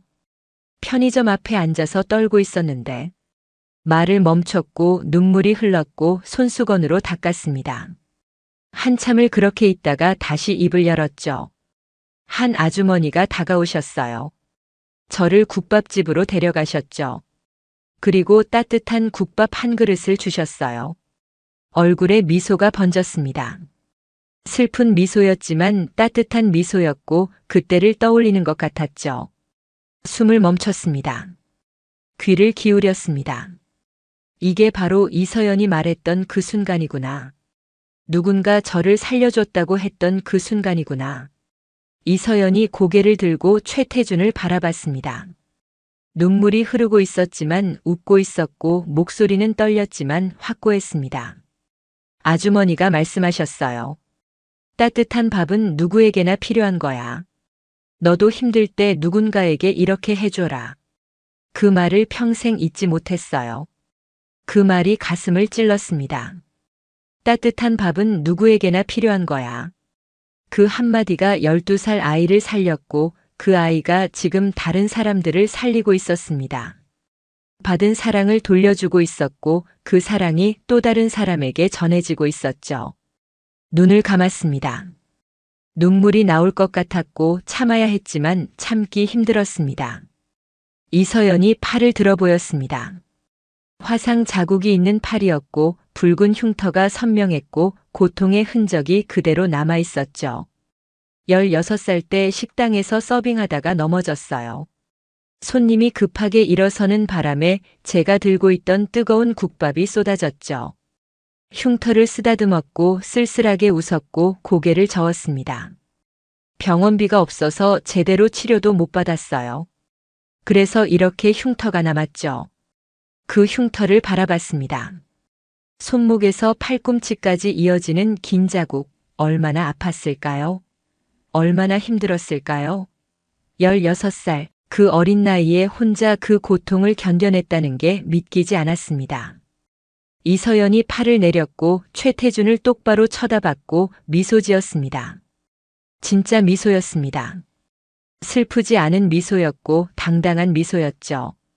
부끄럽지만 이건 제가 포기하지 않고 살아온 증거예요. 이 흉터를 볼 때마다 생각해요. 내가 여기까지 왔구나. 살아남았구나. 그 말에 더 이상 참을 수 없었습니다. 눈물이 흘러내렸고 손으로 얼굴을 감쌌고 어깨가 떨렸습니다. 67년을 살면서 이렇게 울어본 적이 없었습니다. 이렇게 가슴이 아팠던 적이 없었죠. 이서연이 놀라서 아저씨 괜찮으세요? 하며 어깨를 토닥였고 오히려 최태준을 위로했고 그 손길이 너무나 따뜻했습니다. 고개를 들었습니다. 눈물 범벅이 된 얼굴로 이서연을 바라봤습니다. 나는 평생 겉모습만 봤습니다. 돈만 보고 배경만 보고 학벌만 봤습니다. 진짜 중요한 걸 못 봤어요. 목소리가 떨렸고 고백이었고 참회였습니다. 이서연이 고개를 갸우뚱했고 아저씨 하며 물었지만 대답하지 못했습니다. 더 이상 말할 수 없었고 너무 부끄러웠고 너무 창피했죠. 자리에서 일어났습니다. 주머니에서 지갑을 꺼냈습니다. 돈을 꺼내려다 멈췄습니다. 돈으로 해결할 수 있는 게 아니었습니다. 지금 돈을 주면 모욕이 될 것 같았고 이서연의 자존심을 상하게 할 것 같았고 그럴 수 없었죠. 지갑을 도로 넣었고 이서연에게 고개를 숙였고 아무 말 없이 가게를 나왔습니다. 밖으로 나오자 다리가 후들거렸습니다. 차에 겨우 올랐고 문을 닫았고 고개를 떨구었죠. 운전기사가 뭔가 물었지만 들리지 않았고 대답할 수 없었고 그저 손을 흔들었습니다. 혼자 있고 싶었습니다. 생각하고 싶었습니다. 정리하고 싶었죠. 이서연의 이야기가 머릿속을 맴돌았습니다. 12살에 버려진 아이, 길거리를 떠돌던 아이, 국밥 한 그릇으로 살아난 아이, 16살에 화상을 입은 아이, 그 모든 고통을 견디고 지금 여기 서 있는 여자, 그리고 자신이 받은 사랑을 돌려주는 여자. 이게 이서연이었습니다. 이게 진짜 이서연의 모습이었죠. 최태준은 자신의 인생을 돌아봤습니다. 67년 동안 무엇을 했습니까? 돈을 벌었습니다. 재산을 모았습니다. 기업을 키웠습니다. 그게 다였습니다. 누군가를 도왔습니까? 누군가에게 따뜻한 밥 한 그릇을 대접했습니까? 아니었습니다. 항상 받기만 했고 빼앗기만 했고 쌓기만 했습니다. 나누지 않았고 베풀지 않았고 사랑하지 않았죠. 이서연은 아무것도 가진 게 없었습니다. 돈도 없었고 배경도 없었고 학벌도 없었습니다. 하지만 이서연은 모든 걸 가지고 있었습니다. 사랑을 가졌고 마음을 가졌고 인격을 가졌죠. 최태주는 모든 걸 가지고 있었지만 아무것도 가지지 못했습니다. 돈은 있었지만 사랑은 없었고 재산은 있었지만 마음은 없었고 지위는 있었지만 인격은 없었습니다. 차 안에서 혼자 소리내어 울었습니다. 67년 만에 처음으로 자신이 부끄러웠고 자신이 초라했고 자신이 한심했습니다. 이서연 앞에서 최태주는 너무나 작았고 너무나 못났고 비교할 수조차 없었습니다. 통장에 수천억이 있어도 빌딩을 수십 개 가져도 이서연의 마음 하나만 못했습니다. 한참을 울고 나서야 정신을 차렸습니다. 고개를 들었습니다. 가게를 바라봤습니다. 이서연이 다시 테이블을 닦고 있었고 일을 하고 있었고 여전히 혼자였죠. 결심했습니다. 건물을 사야겠다고 이서연이 모르게 건물을 사서 임대료 걱정 없게 해주겠다고 그게 할 수 있는 최소한이라고 생각했습니다. 그리고 최민준에게 말해야겠다고 미안하다고 틀렸다고 이서연을 며느리로 받아들이겠다고 말해야겠다고 다짐했죠. 다음 날 아침 김비서를 불렀습니다. 대림동 국밥집 건물주 연락처를 알아오게. 매매 의사를 타진하고. 김비서가 의아한 표정을 지었지만 묻지 않았고 고개를 숙이고 나갔고 오후에 연락처를 가져왔습니다. 직접 건물주에게 전화했죠. 건물을 팔 의향이 있으십니까? 건물주는 놀라며 누구십니까? 하고 되물었고 최태준입니다. 대성그룹 회장이라고 밝혔고 건물주는 말을 잃었습니다. 협상은 간단했습니다. 시세보다 높은 금액을 제시했고 건물주는 즉시 승낙했고 일주일 안에 계약을 마치기로 했죠. 계약서에 조건을 달았습니다. 이서연에게는 절대 알리지 말 것. 임대료는 당분간 그대로 받을 것. 3개월 밀린 임대료는 내가 대신 지불할 테니 이서연에게는 받은 것처럼 행동할 것. 모든 조건을 건물주가 받아들였고 계약서에 서명했고 건물은 최태준의 소유가 되었습니다. 안도했습니다. 이제 이서연은 임대료 걱정 없이 가게를 운영할 수 있을 것이고 쫓겨날 염려도 없을 것이고 조금은 편하게 살 수 있을 것 같았죠.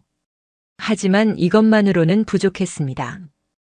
이제 최민준에게 말해야 했고 이서연을 만나야 했고 제대로 된 사과를 해야 했습니다. 그날 저녁 최민준을 불렀습니다.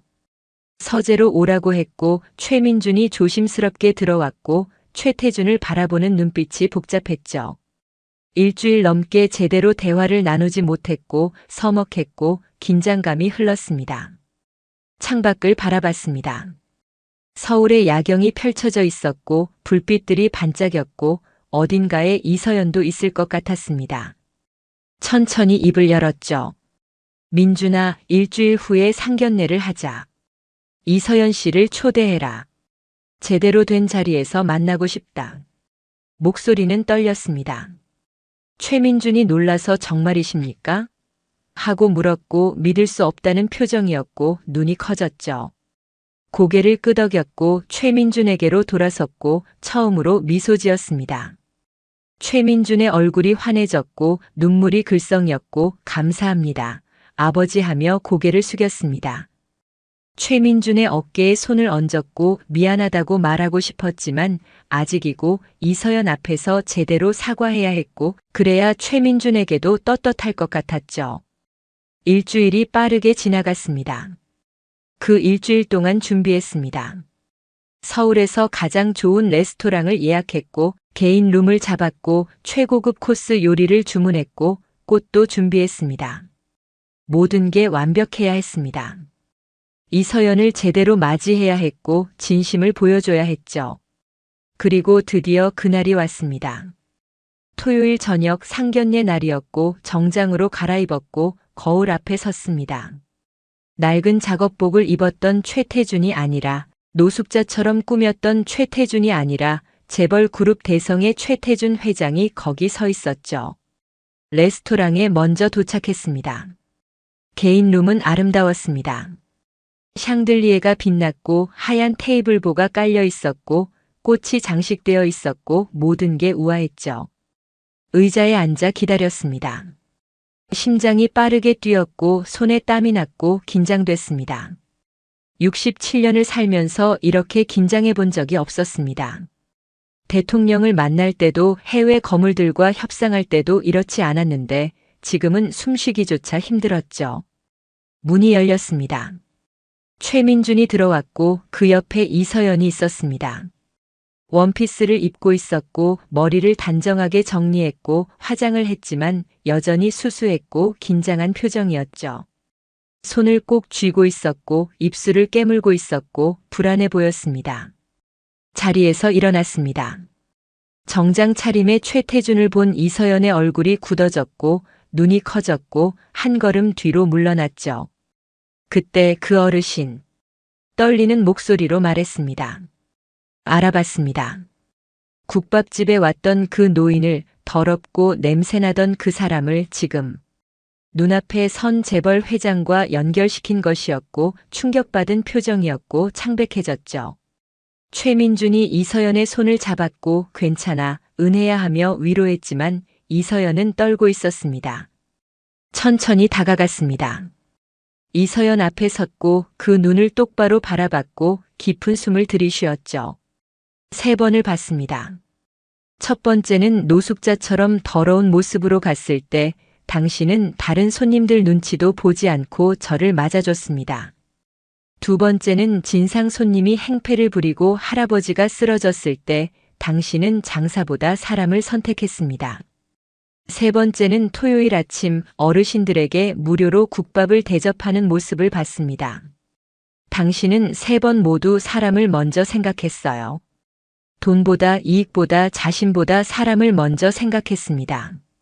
목소리가 떨렸습니다. 고백이었습니다. 진심이었죠. 이서연의 눈에서 눈물이 흘러내렸고 손으로 입을 막았고 믿을 수 없다는 표정이었습니다. 최민준도 놀란 표정이었고 3번이나 국밥집에 갔다는 것을 변장까지 했다는 것을 처음 알았고 눈이 붉어졌죠. 계속 말했습니다. 멈출 수 없었습니다. 이 모든 걸 말해야 했고 부끄러움을 드러내야 했고 진심으로 사과해야 했습니다. 당신 이야기를 듣고 내가 얼마나 부끄러웠는지 모릅니다. 국밥집 주인이라고 무시했던 제가, 고졸이라고 깔봤던 제가, 돈 없다고 아들 배경 보고 결혼하려는 거라고 의심했던 제가 부끄럽습니다. 사설 탐정까지 고용해서 당신을 조사했습니다. 통장 잔고 재산 모든 걸 파헤쳤습니다. 하지만 그 보고서는 거짓말이었습니다. 숫자만 보여줬을 뿐 당신의 진짜 가치는 보여주지 못했습니다. 당신의 마음을, 당신의 사랑을, 당신의 인격을 보여주지 못했습니다. 이서연이 흐느꼈습니다. 손으로 얼굴을 감쌌고 어깨가 떨렸고 울고 있었죠. 최민준이 이서연을 안았고 같이 울었고 둘 다 눈물을 흘렸습니다. 최태준도 눈물이 났습니다. 67년 만에 처음으로 다른 사람 앞에서 우는 것이었고 부끄럽지 않았고 오히려 후련했죠. 이서연에게 한 걸음 더 다가갔습니다. 이서연의 팔을 가리켰고 화상 자국을 보며 말했습니다. 당신 팔의 상처는 훈장입니다. 포기하지 않고 살아온 증거니까요. 12살에 버려졌어도 16살에 화상을 입었어도 가난했어도 힘들었어도 당신은 살아남았습니다. 그리고 자신이 받은 사랑을 돌려주고 있습니다. 이게 진짜 부자입니다. 이게 진짜 명문가입니다. 돈이 많은 게 부자가 아니라 마음이 큰 게 부자입니다. 배경이 좋은 게 명문가가 아니라 인격이 고귀한 게 명문가입니다. 당신이야말로 진짜 부자이고 진짜 명문가입니다. 이서연이 고개를 들었습니다. 눈물 범벅이 된 얼굴로 최태준을 바라봤고 회장님 하며 떨리는 목소리로 말했지만 더 이상 말하지 못했고 다시 울었죠. 무릎을 꿇었습니다. 67년을 살면서 단 한 번도 무릎을 꿇은 적이 없었습니다. 누구 앞에서도 고개를 숙이지 않았고 자존심을 지켰고 그게 인생이었죠. 하지만 지금 이서연 앞에서 무릎을 꿇고 있었고 부끄럽지 않았고 당연한 것 같았습니다. 제발 우리 며느리가 되어주세요. 우리 집안에 당신 같은 사람이 필요합니다. 아니, 제가 당신 같은 며느리가 필요합니다. 당신에게서 배우고 싶습니다. 진짜 부자가 뭔지, 진짜 사람이 뭔지 배우고 싶습니다. 목소리는 간절했습니다. 애원이었습니다. 이서연이 놀라서 안 돼요, 일어나세요 하며 일으키려 했지만 일어나지 않았고 이서연의 손을 잡았고 고개를 숙였죠. 제발 부탁입니다. 우리 아들을 받아주세요. 이 늙은이의 간곡한 부탁을 들어주세요. 이서연이 울며 고개를 끄덕였고 네 하며 대답했고 최태준을 일으켰고 일어났습니다. 최민준이 달려와 최태준을 안았습니다. 아버지 감사합니다 하며 울었고 최태준도 최민준을 안았고 둘 다 울었죠. 이서연도 다가와 둘을 바라봤고 미소 지었고 눈물을 닦았습니다. 그렇게 한참을 서 있었습니다. 울고 웃고 안고 행복했습니다. 진짜 행복이었습니다. 돈으로 살 수 없는 행복이었고 지위로 얻을 수 없는 행복이었고 오직 사랑으로만 느낄 수 있는 행복이었죠. 식사를 했습니다. 최고급 코스 요리가 나왔지만 이서연은 어색해했고 수저를 어떻게 써야 할지 몰라 당황했고 천천히 알려줬습니다. 이렇게 하시면 됩니다 하며 직접 보여줬고 이서연이 감사합니다 하며 따라했고 점점 편안해졌죠. 대화를 나눴습니다. 이서연의 국밥집 이야기를, 어르신들 이야기를, 힘들었던 순간들을, 행복했던 순간들을 들었고 고개를 끄덕이며 들었고 때로 눈시울이 붉어졌습니다. 식사가 끝나갈 무렵 봉투 하나를 꺼냈습니다. 이서연에게 건넸고 이건 결혼 축하 선물입니다 하며 말했습니다. 이서연이 봉투를 열었고 서류가 들어있었고 건물 매매 계약서였죠. 이서연의 얼굴이 굳어졌고 이게 뭐예요? 하며 떨리는 목소리로 물었고 미소 지으며 대답했습니다. 당신의 건물을 샀습니다. 이제 임대료 걱정하지 않아도 됩니다. 3개월 밀린 것도 다 처리했습니다. 이서연이 고개를 저었습니다. 안 돼요, 이럴 수 없어요 하며 서류를 돌려주려 했지만 받지 않았고 이서연의 손을 잡았고 말했죠. 당신이 하는 일을 계속하세요. 어르신들에게 따뜻한 국밥을 계속 대접하세요. 그게 당신이 할 일이고 이건 제가 할 일입니다. 이서연이 울었습니다. 감사합니다. 정말 감사합니다 하며 고개를 숙였고 제가 더 감사합니다 하며 대답했죠. 그날 밤 집으로 돌아오는 차 안에서 창밖을 바라봤습니다. 서울의 야경이 아름다웠습니다. 어제까지는 그저 불빛일 뿐이었는데 오늘은 달라 보였습니다. 저 불빛 하나하나에 사람이 있고 이야기가 있고 삶이 있다는 게 느껴졌죠. 미소 지었습니다. 67년 만에 처음으로 진짜 미소를 지었고 행복했고 후회가 없었습니다. 이서연을 만난 게, 최민준의 선택을 받아들인 게 인생 최고의 결정이었고 이제 새로운 시작이었고 진짜 인생이 시작되는 것 같았죠. 결혼식은 조촐했습니다. 화려하지 않았고 손님도 많지 않았고 국밥집 단골 어르신들과 가까운 지인들만 초대했죠. 이서연이 원한 대로였고 최태준도 그게 좋았고 소박하지만 따뜻한 결혼식이었습니다. 하얀 드레스를 입은 이서연은 아름다웠습니다. 화장을 지나치게 하지 않았지만 빛났고 팔에 화상 자국도 가리지 않았고 당당했고 자신감이 넘쳤죠. 최민준이 이서연의 손을 잡고 입장할 때 최태준은 눈물을 참을 수 없었습니다. 행복한 눈물이었고 감사한 눈물이었고 오랜만에 느끼는 평화로운 감정이었습니다. 결혼 후에도 이서연의 국밥집은 그대로 유지됐습니다. 문을 닫지 않았고 장사를 계속했고 매일 아침 일찍 가게를 열었죠. 최민준이 이제 일 안 해도 돼, 편하게 살자고 말했지만 이서연은 고개를 저었고 이게 제 삶이에요. 이 일이 좋아요라고 대답했고 최민준도 이해했고 최태준도 이해했습니다. 그게 이서연이었습니다. 돈이 생겼다고 삶의 방식을 바꾸지 않았고 자신의 길을 걸었고 흔들리지 않았죠. 어느 토요일 아침이었습니다. 최태준은 국밥집으로 갔습니다. 낡은 작업복이 아니라 편한 옷차림이었고 노숙자가 아니라 그냥 할아버지로 갔고 마음이 가벼웠죠. 가게 문을 열고 들어가니 이서연이 주방에서 나왔고 아버님 하며 환하게 웃었고 달려와 손을 잡았습니다.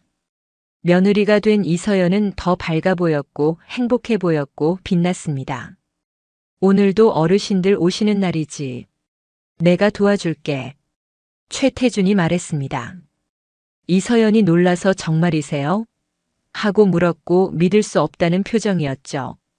고개를 끄덕였고 앞치마를 메었고 소매를 걷어붙였습니다. 67년을 살면서 식당 일을 해본 적이 없었지만 시작하고 싶었고 이서연과 함께 일하고 싶었고 어르신들을 섬기고 싶었습니다. 이서연이 눈물을 글썽이며 감사합니다. 아버님 하고 말했고 최태준을 꼭 안았고 며느리를 안았고 따뜻했죠. 어르신들이 오기 시작했습니다. 저번보다 더 많았습니다. 10명이 아니라 20명 가까이 됐고 줄이 길었고 모두 기다리고 있었죠. 이서연이 문을 열었고 어르신들 들어오세요 하며 환영했고 최태준도 문 앞에 서서 어르신들을 맞이했습니다. 할아버지 한 분이 최태준을 보고 멈칫했고 저번에 하며 알아봤고 노숙자처럼 왔던 그때를 기억하는 것 같았습니다. 웃으며 고개를 숙였고 어서 오세요. 따뜻한 국밥 드시러 오셨죠? 하고 말했고 할아버지도 웃으며 들어왔죠. 국밥을 날랐습니다. 주방에서 이서연이 만든 국밥을 받아 어르신들 앞에 놓았고 맛있게 드세요 하며 인사했고 어르신들이 고맙습니다 하며 수저를 들었습니다. 테이블 사이를 오가며 물을 따라 드렸고 휴지를 갖다 드렸고 더 필요한 거 있으세요? 하며 물었고 어르신들이 괜찮아요 하며 웃었죠. 67년 만에 처음으로 남을 섬기는 일을 했고 힘들지 않았고 오히려 행복했고 뿌듯했습니다. 그때 문이 열렸습니다. 할아버지 한 분이 들어왔고 지팡이를 짚고 있었고 천천히 걸어왔죠. 이서연이 그 할아버지를 보고 얼굴이 환해졌고 할아버지 하며 달려갔고 할아버지를 안았습니다. 심정지로 쓰러졌던 그 할아버지였습니다. 회복되어 돌아온 것이었고 건강해 보였고 얼굴에 혈색이 돌았죠. 은혜야 고마웠어. 내가 살려줬어.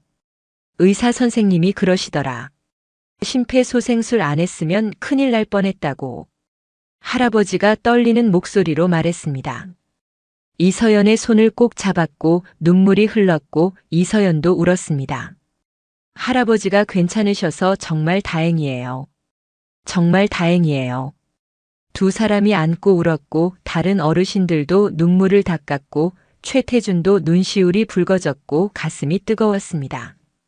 생명을 살린다는 것이 누군가를 지킨다는 것이 이렇게 아름다운 일인지 처음 알았죠. 할아버지가 자리에 앉았고 이서연이 직접 국밥을 가져다 드렸고 천천히 드세요. 오늘 고기 많이 넣었어요 하며 웃었고 할아버지도 웃으며 수저를 들었습니다. 그 광경을 보며 미소 지었습니다. 이게 행복이구나. 이게 진짜 부자구나. 돈이 아니라 사람을 재산이 아니라 마음을 가진 게 진짜 부자구나 깨달았죠. 시간이 흘렀습니다. 매주 토요일마다 국밥집에 갔습니다. 이서연과 최민준을 도왔고 어르신들을 섬겼고 청소도 하고 설거지도 했습니다.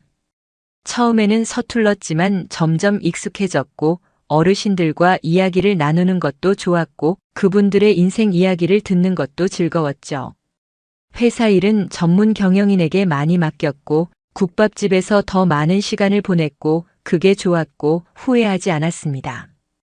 무료 국밥 행사는 점점 규모가 커졌습니다. 입소문이 났고 더 많은 어르신들이 오셨고 이제는 30명이 넘었습니다.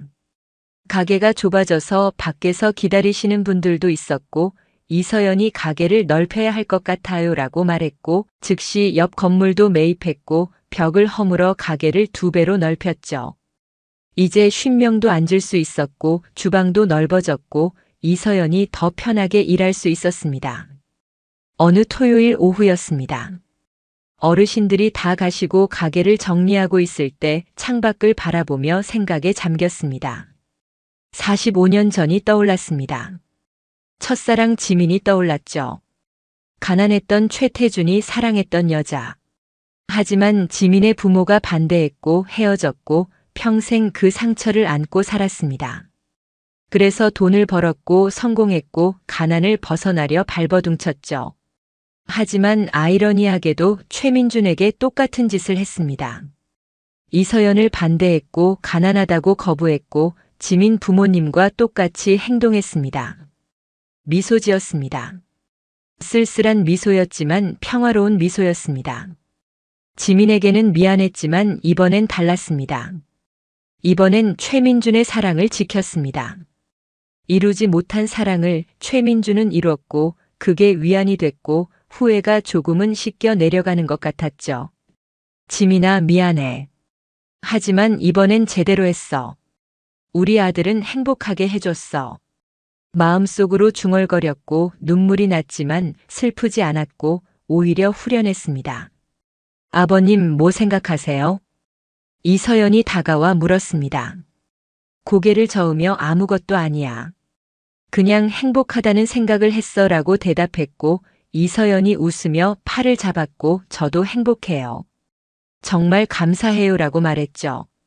며느리의 손을 꼭 잡았고 내가 더 감사하지라고 대답했고 함께 웃었습니다.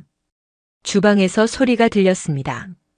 최민준이 냄비를 접고 있었고 국을 끓이고 있었고 진지한 표정이었죠. 이서연이 여보, 불 너무 세요 하며 달려갔고 최민준이 그래 하며 당황했고 이서연이 웃으며 불을 줄였습니다. 최민준이 이서연을 안았고 당신이 가르쳐줘. 나도 국밥 만드는 법 배우고 싶어라고 말했고 이서연이 그럼 천천히 가르쳐 줄게라고 대답했죠. 두 사람이 함께 국을 끓이는 모습이 아름다웠습니다. 그 광경을 한참 바라봤습니다. 주방에서 행복하게 웃으며 국밥을 끓이는 며느리와 아들. 김이 모락모락 피어오르고 국 냄새가 퍼지고 따뜻한 공기가 가게를 채웠습니다. 이게 바로 가족이구나. 이게 바로 행복이구나. 돈도 지위도 명예도 아닌 이렇게 함께 있고 함께 웃고 함께 사랑하는 게 진짜 행복이구나 깨달았죠. 67년 만에 처음 느끼는 평화였고 만족이었고 완전함이었습니다. 해가 저물었습니다.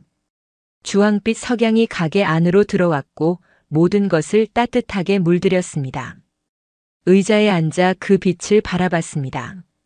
아름다웠습니다. 인생이 아름다웠습니다. 비록 늦었지만 깨달았고 비록 돌아왔지만 변했고 이제는 다르게 살 수 있을 것 같았습니다. 남은 인생을 돈을 세는 데 쓰지 않고 사람을 사랑하는 데 쓰고 싶었고 재산을 쌓는 데 쓰지 않고 마음을 나누는 데 쓰고 싶었죠. 이서연이 국밥 한 그릇을 가져왔습니다. 아버님 드세요. 오늘 특별히 만들었어요. 김이 모락모락 나는 국밥이었고 고기가 듬뿍 들어있었고 정성이 느껴졌습니다. 수저를 들었고 한 숟가락 떠서 입에 넣었습니다. 따뜻했습니다. 정말 따뜻했습니다. 입으로, 목으로, 가슴으로, 온몸으로 퍼지는 따뜻함이었고 눈물이 났죠. 맛있다. 정말 맛있어. 떨리는 목소리로 말했고 이서연이 웃으며 어깨를 토닥였습니다. 최민준과 이서연이 옆에 앉았습니다. 셋은 함께 국밥을 먹었고 이야기를 나눴고 웃었습니다. 창밖으로 별이 보이기 시작했고 가게 안불빛이 따뜻했고 행복했습니다. 진짜 행복이었습니다.